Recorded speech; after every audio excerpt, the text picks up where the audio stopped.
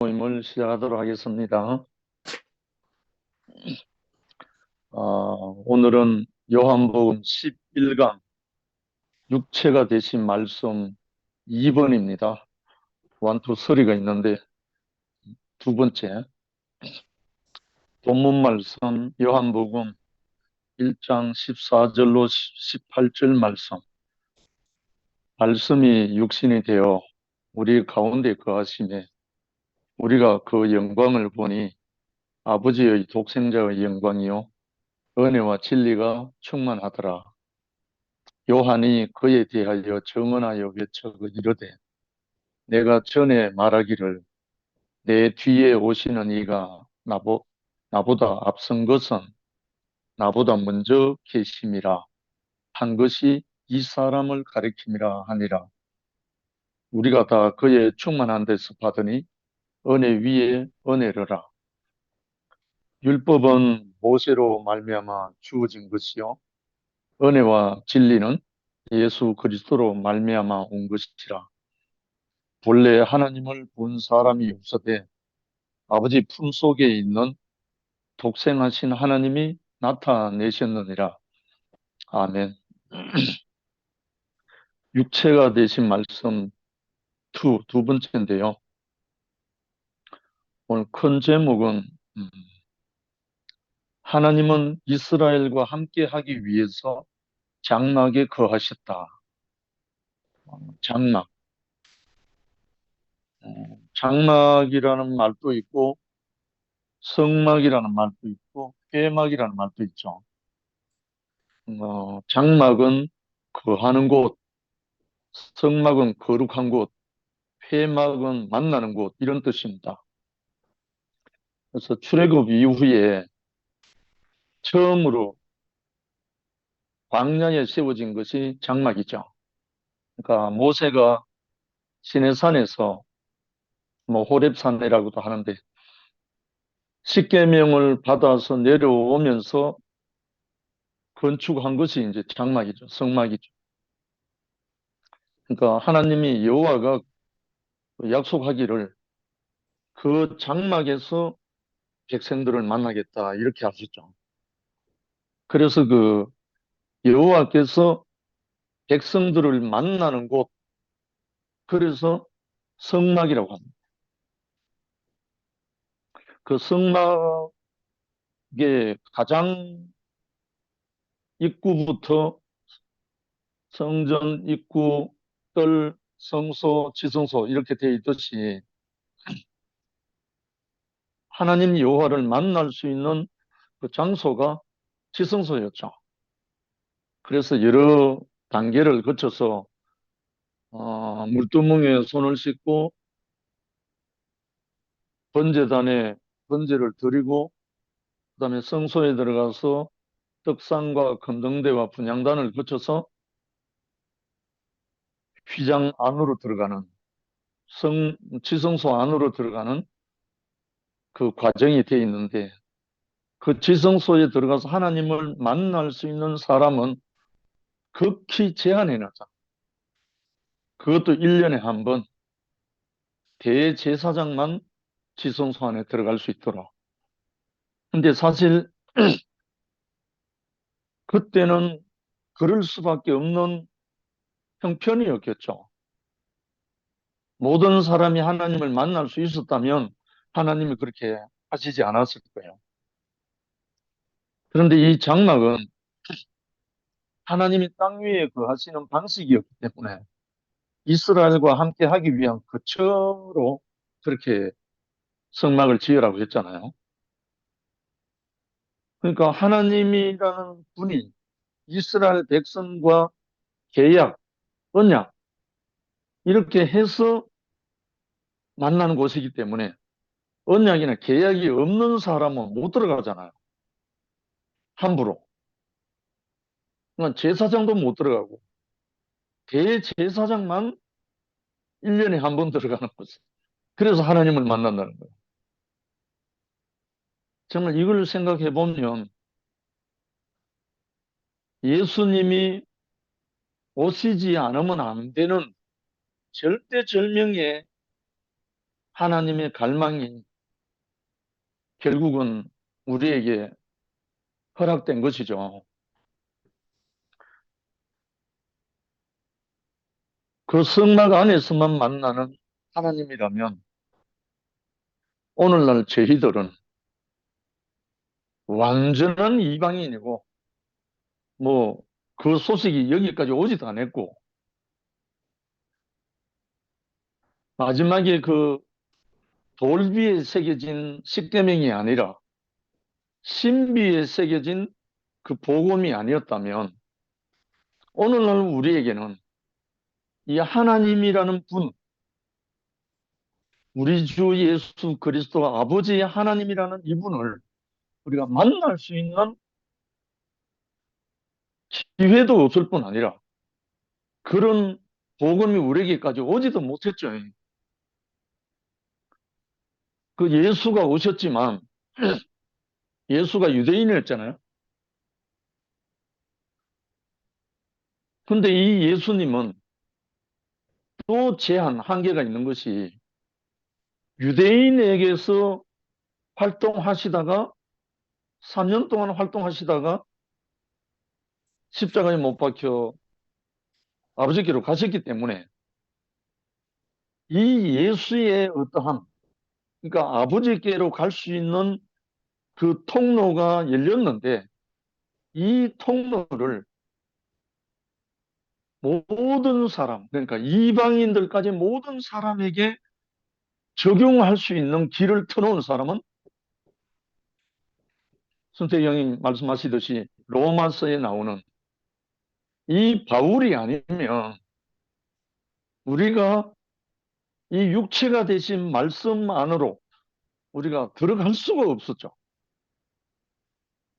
그걸 보면 왜 예수님이 사울아 사울아 부르고 너는 이방인을 위한 택한 나의 그릇이라고 말씀하셨는지 정말로 우리에게는 바울이라는 분은 절대적으로 필요한, 바울이 아니었다면 우리에게는 이 복음이 올 수가 없었죠. 베드로, 요한, 야고보, 빌립 뭐 많이 있지만 그들은 이방인에게로 갈 수 없는 사람들이었어요. 예수와 동시대에 예수와 함께 복음과 순행을 같이 하지도 않았던 이 사울이 바울로 변해서 이 바울을 통해서 이 복음이 우리에게 왔잖아요. 그래서 율법은 돌판에 새겨졌지만 영원한 생명의 법은 신비에 새겨졌다. 마음판에. 그래서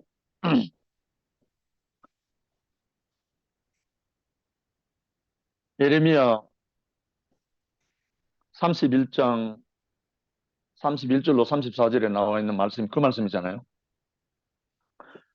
내가 나의 법을 그들의 속에 두며 그 마음에 기록하여 나는 그들의 하나님 되고 그들은 내 백성이 될 것이라. 결국은 성막 안에, 덮개 안에, 돌판에 새겨진 그 율법은 더 이상 효력을 발휘할 수 없는, 아예 그 덮개가 어디로 사라졌는지도 지금 모르거든요. 그것이 완전히 해체되고 그 돌판에 새겨진 덮개 대신 마음판에 새겨진 에레미야서 31장에 말씀한 그 마음에 기록하리라 한 그 말씀대로 육체에 새겨진 아들 그리스도 예수가 오셔서 우리의 만날 수 있는 성막이 됐죠. 휘장이 찢어져가. 그의 육체가 찢어졌는데 휘장이 찢어지고 그의 육체 신비에 새겨진 그 말씀이 육체가 말씀이 됐잖아요. 이 말씀은 하나님이고 그래서 신비에 새겨진 그 한 사람으로 말미암아 제자들이 일어났고 마지막 이 사울이었던 이 사람을 예수의 영이 그를 사로잡아서 그 예수의 영이 바울에게 완전히 더디피어져 가지고 생명의 성령의 법이 바울에게 완전히 임해서 그 바울을 통해서 모든 이방인들에게 복음을 전가하게 되는, 로마로 복음이 들어가서 로마는 유럽으로 흘러가고 유럽에서는 아시아로 오고 아메리카로 가고 결국은 온 세계로 퍼지게 됐죠. 그런데 이렇게 되기 전까지 단번에 그래 될 수 있는 길은 없으니까 모세를 통해서 주어진 이 율법이 그때 당시로는 효력이 없었느냐면 있었다는 거예요.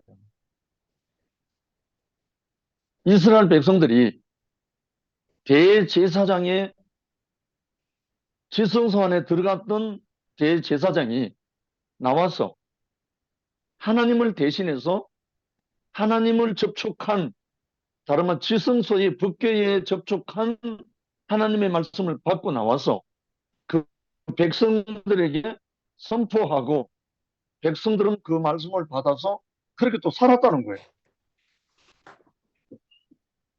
그때 당시로는 조금 더 부족함이 없었다는 거죠. 그런데 이 율법으로는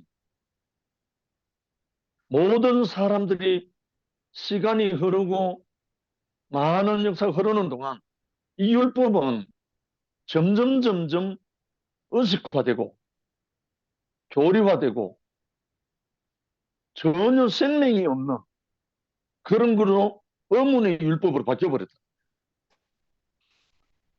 그러다 보니까 암흑의 시대가 오고 아무리 선지자들이 사사들이 하나님의 말씀을 선포하고 할 때 그때마다 회개는 하고 그때마다 돌이키는 하지만 그 말씀이 신비에 새겨진 마음에 기록이 되어지지 않았기 때문에 하나님의 백성이 되지를 못했다는 거예요. 그 말씀이 선포되는 그 적시는 효력도 나타났고 여러 가지 있었죠. 그러나 모든 사람에게 하나님의 말씀이 새겨지지 않고 또 하나님의 백성이 될 수 없는 그런 많은 과정이 있었다는 거죠. 그럼 마지막에 암흑의 400년이 흐르고 난 다음에 말라기 선지자가 예언하고 난 다음 한 400년 동안 암흑의 시대가 지나가고 난 다음에 예수라는 한 사람을 오게 하셨다는 거예요. 이 예수가 하나님의 아들로서 오셨는데 자기 백성에게로 왔는데 그 백성이 영접지 아니하고 십자가에 못 박혀 죽여버렸다는 거죠. 근데 우리에게 복음은 뭐냐 하면 사실은 분명히 십자가에 못 박혀 처형된 것은 팩트고 사실이라고 하는데 그가 부활한 것이 예수와 그리스도, 하나님의 아들 그리스도 전파되고 능력을 발휘하는 복음이 된 거예요, 사실은. 십자가에 죽은 것만으로는 복음이 안 됐어요. 복음이 될 수가 없죠. 모든 인생은 죽으니까. 모든 생물체는 다 죽잖아요. 한 번 태어난 거는 다 죽잖아. 근데 예수가 십자가에 못 박혀 죽었다. 이거는 복음이 될 수가 없죠. 아니, 다 죽는데 십자가에 죽든 자연사로 죽든 교통사고로 죽든 스스로 목을 매서 죽든 죽는 거는 다 죽는 게 피조물의 운명인데 그게 어떻게 복음이 됩니까? 그런데 이 십자가에 처형되어 갖고 죽은 이분이 당신이 예언하고 당신이 약속한 대로 사흘 만에 살아나셨다. 부활하셨다는 거예요. 이 부활하신 그리스도 예수가 그를 따르던 제자들에게 새로운 소망이 돼가지고 복음이 된 거예요. 복음이. 죽었던 자가 살아났다 이거예요. 물론 이것이 이제 예수 그리스도의 성령으로 말미암아 하나님과 단절되고 죽었던 자들이 하나님의 생명으로 다시 살아나는 것을 말하고 있지만, 내 말은 영의 생명이라고 하신 예수 말씀대로, 그러나 예수가 십자가에서 못 박혀 죽고 그걸로 끝났다, 십자가에 못 박혀 내려오지 못하고 죽었다, 이것만 있다면 천하에 쓸모없는 AD와 BC가 있을 수도 없고 더 이상 그리스도라고 전파될 소식도 없어요. 그런데 어떻게 예수를 어떻게 아느냐, 이 문제잖아요. 육체가 되신 말씀이라는 말은 그 말씀이 육체가 됐다는 말이잖아요.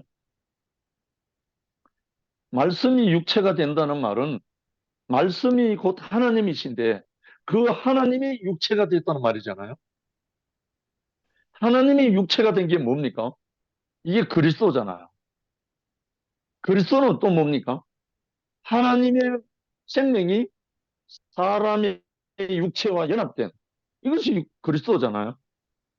이 그리스도가 다른 말로 아들이고 주사고 하나님의 본체의 형상이고 영광의 광채고 영원한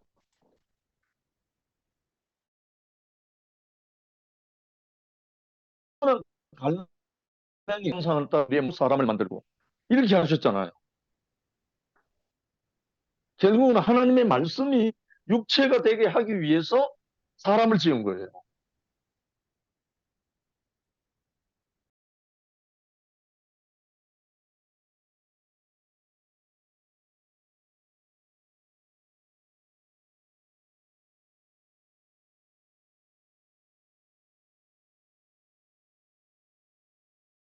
이거는 누구를 해결할 수가 없어요. 예수가 오신 목적이 바로 그거니까요. 그래서 예수가 하신 말씀 중에 좀 난해한 표현이 있잖아요. 내 살을 먹고 내 피를 마시는 자는 영생을 가졌고, 아니 예수의 육체의 살, 육체의 피 누가 먹고 마시겠습니까? 정말 이 말씀이 아멘 되는 사람은요, 예수의 운명이 먹어지는 거예요. 예수가 하나님의 말씀이 된 분이잖아요. 예수가 하나님의 말씀이잖아요. 한마디로 말하면. 요한이 증거하고자 하는 것은, 육체가 되신 말씀이라는 말은, 말씀이 육신이 되었다는 말은 하나님의 말씀이 예수 그리스도 자신이라는 말을 증거하기 위한 거잖아요. 에레미야서 31장 31절로 34절에 증거한 그 말씀이잖아요. 그렇다면 이 예수님이 사마리아 수가성 여인을 만났을 때, 요한복음 4장 19절 26절에 나오죠. 내가 주는 물을 먹는 자는 그 배에서 영원히 솟아나는 샘물이 되라 했잖아요. 결국은 그 여인이, 수가성 여인이, 주여 내가 보니 선지자로소이다, 우리 조상들은 이 산에서 예배하였는데 당신들의 말은 예배할 곳이 예루살렘에 있다 하더이다. 예수께서 가라사대 여자야 내 말을 믿어라. 이 산에서도 말고 예루살렘에서도 말고 너희가 아버지께 예배할 때가 이르리라. 너희는 알지 못하는 것을 예배하고 우리는 아는 것을 예배하노니 이는 구원이 유대인에게서 남이라. 구원은 유대인에게서 남이라. 아버지께 참으로 예배하는 자들은 신령과 진정으로 예배할 때가 오나니 곧 이때라. 아버지께서는 이렇게 자기에게 예배하는 자들을 찾으시느니라. 하나님은 영이시니 예배하는 자가 신령과 진정으로 예배할지니라. 여자가 가로되 메시아 곧 그리스도라 하는 이가 오실 줄을 내가 아노니 그가 오시면 모든 것을 우리에게 고하시리이다. 예수께서 이르시되 네가 말하는 내가 그러라 하시니라. 예수님이 제자들과 복음을 전가하고 함께 생활하면서 자기가 그리스도라고 표현한 것은 별로 없습니다. 제자들이 고백은 했지만 그런데 이 여인 앞에서 네가 말하는 그 사람이 내다 이렇게 말한 거예요. 여자가 메시아 곧 그리스도라 하는 이가 오실 줄을 내가 압니다. 그가 오시면 우리에게 모든 것을 구할 것입니다. 이러니까 예수께서 이런 네가 말하는 그가 내다. 결국은 예수 그리스도잖아요. 예수 그리스도가 하는 말씀, 다른 말로 말씀이 육체가 된 예수 그리스도를 우리가 영접하면 아멘하고 구원을 내가 받으면 내 안에서 그리스도가 살아난다. 이것이 예수가 우리에게 오시는 길이잖아요. 그래서 생명의 성령의 법이 죄와 사망의 법에서 해방했다는 말이 바로 이 말이잖아요. 그래서 율법은 모세로부터 왔지만 은혜와 진리는 예수 그리스도로 말미암아 왔다. 율법은 모세로 왔다는 말은 모세를 통해서 생명은 공급이 안 됐잖아요. 율법은 왔지만. 그런데 예수 그리스도가 영접이 되는 사람은 은혜와 그 생명이 우리 생명이 되어버리는 거예요. 예수를 영접하는 만큼. 그래서 하나님의 자녀가 되는 권세를 주신다는 말이 그 말씀이잖아요. 그래서 율법이 있는 시대에 그 장막이 있었고 많은 과정이 있었지만 이제 그 율법의 시대가 지나가고 아들의 시대가 왔죠. 아들의 시대. 예수 그리스도. 이분을 통해서 이제 우리에게 왔기 때문에 사실 그리스도 예수가 우리가 영접되면요. 다른 말 할 시간이 없어요. 제 경험입니다. 예수가 영접되고 나면 예수가 운명이 내 운명이 되고 나면 다른 거 신경 쓸 이유가 없어요. 예수 그리스도가 우리의 구속자가 되고 나면 그 생명이 내 생명으로 되고 나면 우리는 아무것도 부족한 게 없어져요. 예수가 하신 말씀이 우리에게서 응하기 때문에 이루어지기 때문에 그래서 나를 믿는 자는 그 배에서 생수가 흘러나리라 하는 말씀이나 내가 주는 물을 먹는 자는 마시는 자는 그 배에서 생수가 강같이 흐르라는 말씀이나 그 말씀이거든요. 그래서 이것이 오늘날 우리에게 정말 나의 법을 그 마음에 기록하리라 하는 말씀이 에르미야서에서 나오지만 실제는 이게 예수로 말미암아 바울에게 마지막까지 우리에게 공급이 된 통로였죠. 그래서 저는 여호와의 장막이 있었을 때하고 육체가 대신 장막이 왔을 때하고 완전히 달라진 게 BC와 AD로 나누어진 예수 그리스도잖아. 예루살렘에 있었던 그 성전에 하나님의 법궤가 어디에 가 있는지 찾지도 못할 뿐 아니라 사라져 버렸습니다. 예루살렘 성전이 회파되고 난 다음에. 그리고 다 허물어지고 난 다음에, 다 사라지고 난 다음에 육체가 된 성전이 회복이 됐잖아. 율법과 법궤는 사라졌죠. 육체가 성전이 된 그리스도가 오셨거든요. 이 그리스도의 성전 시대, 다른 말로 교회 시대가 우리에게 허락됐잖아요. 그래서 여호와의 장막이 어떨 때가 필요했었죠. 여호와의 장막은 자기 백성의 죄를 사해 주는 하나님께 나아가는 길이었기 때문에 필수적인 요소였죠, 그때는. 그러나 이제 우리에게, 우리 모든 이방인을 포함한 모든 사람들에게는 육체가 대신 장막이 오지 않으면 우리에게는 하나님께 나아갈 길이 없는 거예요. 그래서 저도 지난날 종교 생활할 때는 도무지 길이 없었고 육체가 대신 장막을 인식을 못했습니다. 왜냐하면 제 자신이 육체가 장막이 안 됐기 때문에.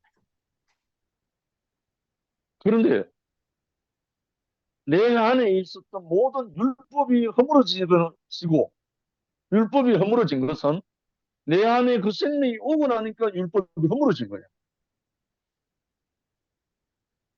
너무 이상하잖아. 그렇다고 율법을 폐하느냐? 천만의 말씀. 하나님의 말씀이 생명이 성전이 되면 폐하는 것이 아니라 완성하는 거예요. 율법을 완성하는 게 뭡니까? 사랑이잖아요. 이웃을 사랑하는 것은 율법을 완성한다고 했습니다. 예수가 온 것은 율법을 폐하러 온 것이 아니라 율법을 온전케 한다. 그러니까 율법이 부족한 게 아니고 율법이 필요 없는 게 아니고 율법을 완성하는 것이 아들로 오신 예수고 또한 예수로 말미암아 그 생명의 성령의 법이 우리에게 온 것이 율법을 완성하는 거죠. 그래서 사람이 하나님께 지은 죄가 애시당초 우리 보면 뭐 율법이 나왔기 때문에 죄를 규정 지을 수는 있지만 율법이 없을 때도 먹지 말라는 선악과로 인해서 하나님과의 관계가 단절됐잖아. 죄라는 자체가 빗나간 것이라고 했듯이 사람의 위치가 이탈돼 버리고 나니까 하나님과의 관계가 단절돼 버렸잖아. 그걸 죽음이라고 했잖아요. 정령 죽으리랬으니까. 그 죽음이 우리에게 회복될 수 있는 유일한 길은 하나님의 그 생명이 우리에게 오지 않으면 도무지 길이 열릴 수가 없잖아요. 그래서 화영검으로 가려워져 있던 에덴 동산이 예수 그리스도의 십자가로 말미암아 그 화영검, 불칼, 그 십자가로 육체가 찢어지고 쏟아진 그 피, 육체에 허물어진 예수의 십자가로 말미암아 성전의 휘장이 찢어졌다. 위로부터 아래로. 그것이 다른 말로 화영금이 그친 거잖아요. 그 후부터 누구든지 그 지성소에 들어갈 수 있는 담력을 얻었다고 했죠. 이 예수로 영접이 되기만 하면. 그래서 우리 투펜도 우리 많은 형제 자매들도 다른 곳에 우리가 매일 것이 아니라 이 예수 그리스도의 이 십자가로 말미암아 회복된 이 생명의 말씀이 우리에게 필요한 거죠. 이게 복음이죠. 이 복음, 이 예수의 운명, 그 예수의 구속의 그 사역이 우리에게 아멘으로 영접만 되면 모든 것이 다 열립니다. 다른 것에 왈가왈부할 필요가 없어요. CCTV 할 것도 없고요. 그런데 이 예수가 빠지고 나면 정말 아무 대책도 없는 세상 지식이 난무하고 많은 것들이 들어와서 완전 혼란케 하는 거죠. 예수로 말미암아 모든 것이 회복되게 돼요. 새로운 피조물이 그리스도 예수 안에서 이루어지잖아. 장막은 독생자의 영광이고 은혜와 진리가 충만하다. 모세를 통해서 장막이 왔을 때는 결국은 공간적이고 물질적인 장막이었잖아요. 지금 그게 없다고 말할 수가 없어요. 지금도. 많은 사람들이 교회라는 곳에 공간이 있잖아요. 그리고 교파라는 어떤 것이 있잖아요. 뭐든지 육적이고 공간적이고 이런 것들에 모든 사람이 매여 있잖아요. 사실.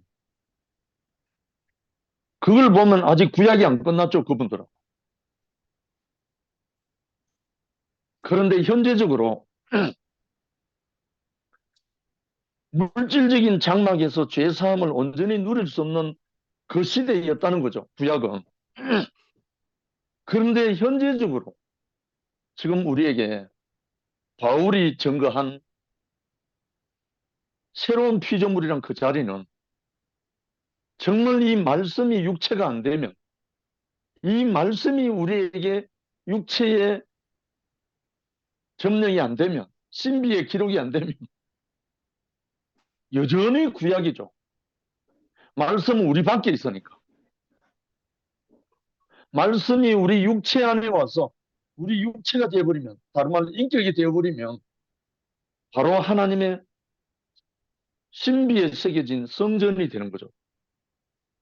그래서 이곳에서 하나님은 기뻐하시고 하나님과 우리는 동고동락이 돼서 다른 말로 임마누엘이 되는 거죠.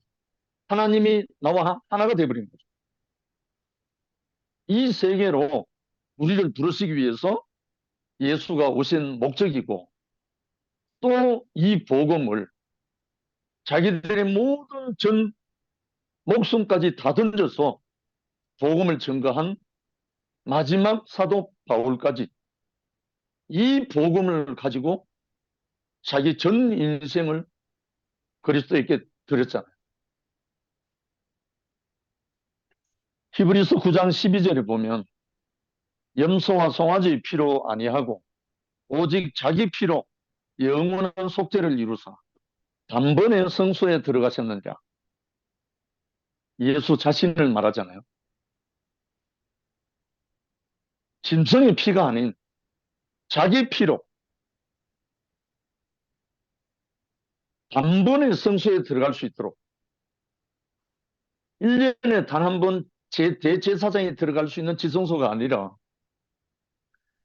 이 예수의 죽음, 예수의 십자가의 운명은 우리 자신으로 인식하고 나면 아무것도 아니잖아요. 우리가 사실은 우리 자신이 아무것도 아니거든요. 하나님의 생명이 우리 안에 들어오지 않으면 우리는 고깃덩어리잖아요. 고깃덩어리에 지나지 않거든요. 사실 하나님의 말씀이 없으면 동물이나 짐승이나 뭐 달라요? 똑같잖아요. 근데 하나님의 말씀이 우리에게 들어와서 하나님의 본체의 형상이 된다는 거죠. 그러니까 이제 그 말씀이 아니면 우리는 아무것도 아니죠, 사실. 그래서 이 하나님의 말씀이 육체가 된다는 거, 이거는 오고 오는 세대에 영원히 불변한 진실이고, 하나님이 우리에게 오시는 길이고 통로이죠. 하나님의 말씀이 우리에게 올 때. 그래서 옛장막, 율법 시대의 옛장막은 의식을 위한 모형이었지만, 예수 아들 하나님으로 온전한 표현이 된 이 한 사람은 완전한 실제, 신령과 진정으로 예배한다는 말은 우리 자신 아들로 예배가 된다는 말이죠. 이제 오늘부터 설이 진행되잖아요. 뭐 설 다른 것보다도 헤어져 있던 가족들이 만나는 만남이잖아요. 제 막내딸은 벌써 왔습니다. 근데 가족들이 만나는 것이 명절이잖아요. 존재 자체가 기쁨이니까. 그래서 우리 존재가 아들 된 그 존재가 하나님의 백성 된 존재가 하나님의 기쁨이죠. 이게 예배잖아요. 다른 게 예배가 아니고. 이 명절이 돼가지고 가족들이 얼굴 만나는 이게 기쁨이잖아요. 다르게 말하잖아. 만나니까 음식도 먹고, 만나니까 뭐 무슨 놀이도 하고, 이런 거잖아요. 그래서 정말 하나님의 말씀이 우리에게 육체가 된다.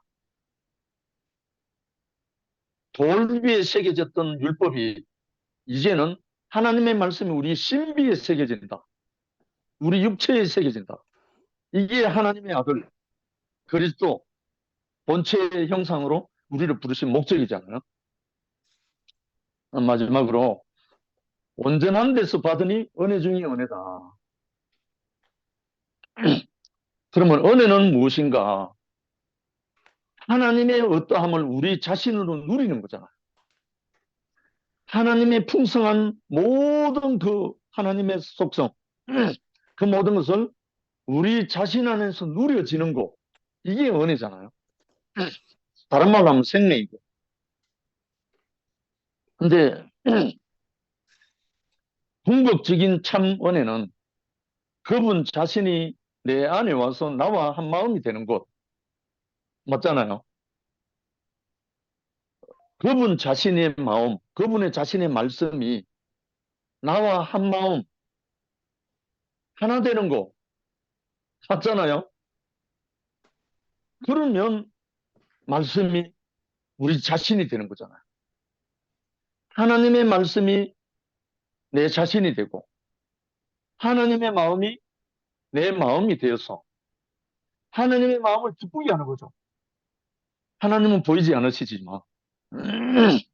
그래서 예수 그리스도는 이는 내 사랑하는 아들, 내 기뻐하는 자다. 요한에게 세례를 받고 물에서 올라올 때 들려온 말씀이잖아요. 그리고 또 변한 산상에서 들려온 말씀이잖아요. 이는 내 사랑하는 아들, 내 기뻐하는 자다. 무엇을 해서가 아니고 그 존재 자체가 아버지의 기쁨이라는 거예요. 그런데 온전한 데서 받으니 온전함이라.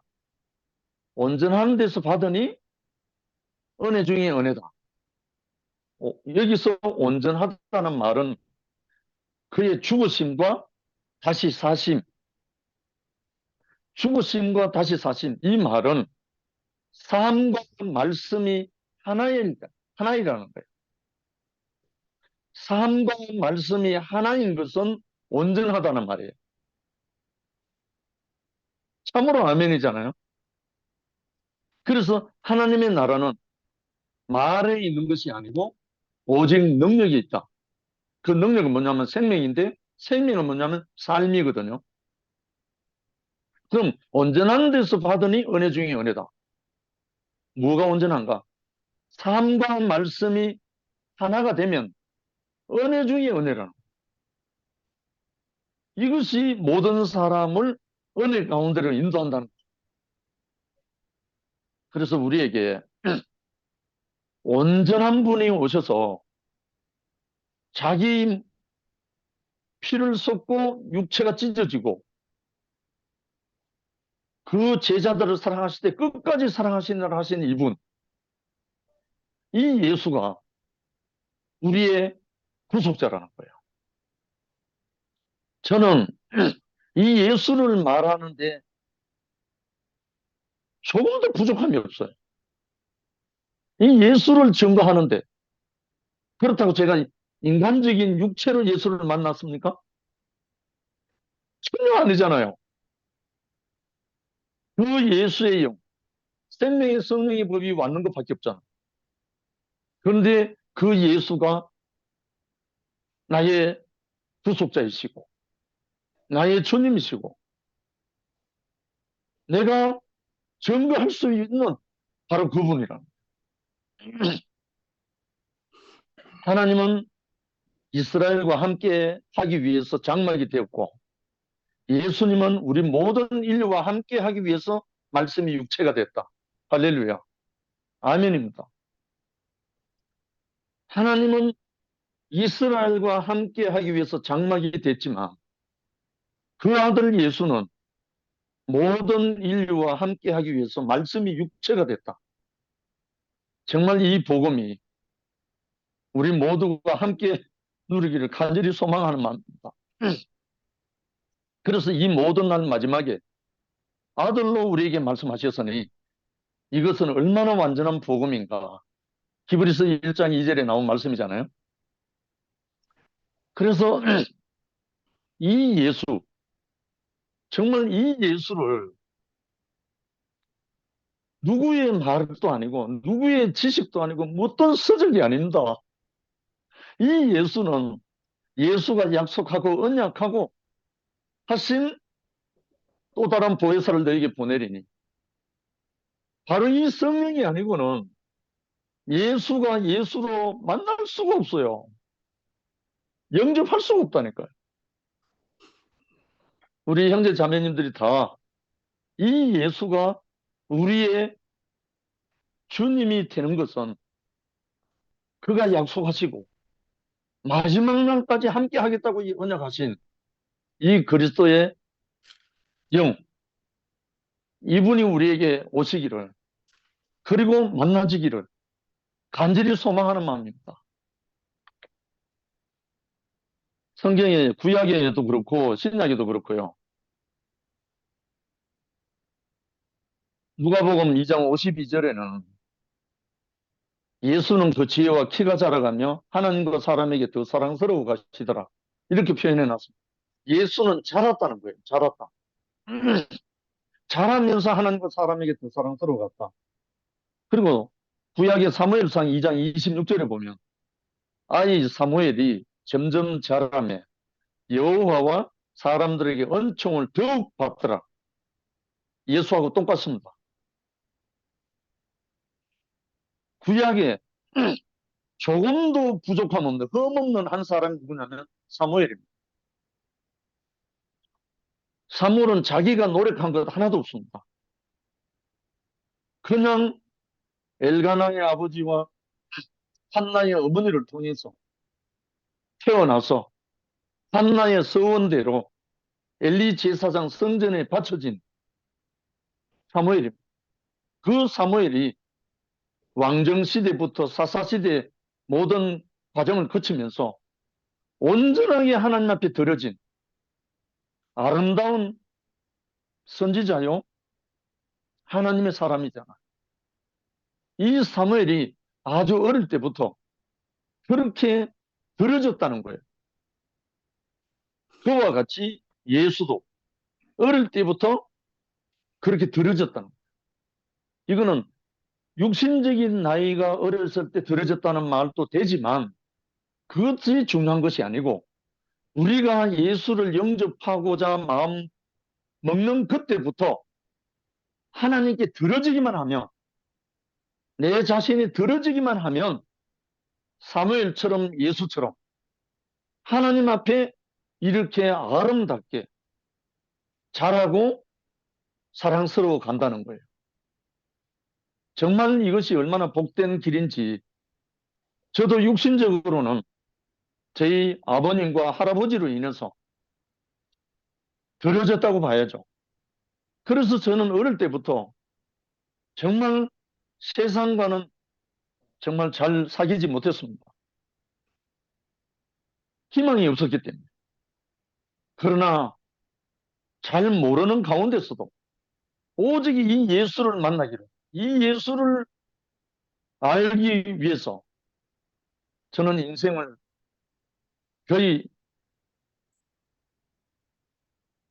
들어졌다고 볼 수 있습니다. 이제 인생 70이 돼가지고 정말 얼마나 감사한지 모르겠습니다. 이 예수를 우리 자신으로 알게 돼가지고 이 예수를 대신해서 이제 우리가 말씀이 육체가 되고 육체가 된 말씀이 돼가지고 이 생명을 모든 사람들에게 분배하고 공급하고 선포할 수 있도록 이 길로 인도해 주신 주님께 감사드립니다. 주님을 찬양합니다.